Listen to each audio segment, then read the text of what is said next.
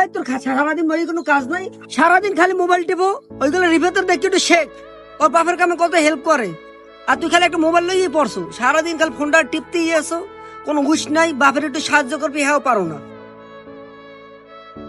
নাইমে যাও, রিফাত কত ভালো, ও চাকরি করে, আমাদের একটু শেখ, ভালো জিনিস শিখবি না, বাপের কষ্ট কিছু বুঝবি না, চাকরি করবি না, খালি মোবাইল টিপে সারাদিন ঘরের মধ্যে টোটো করবি, ঘরে বাইরে যা।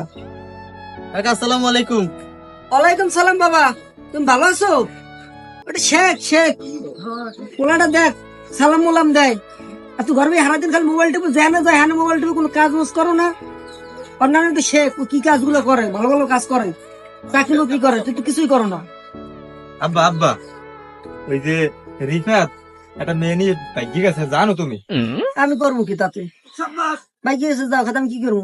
না কিছু হইলি বলো না যে রিফাতের কাছে কিছু শেখ, রিফাতের কাছে কিছু শেখ। তো এখন বলতে পারে না যে রিফাতের কাছে কিছু শেখ, দেখ শেখ। আমি হলে একটা মেয়ে নিয়ে পালাই দিতাম।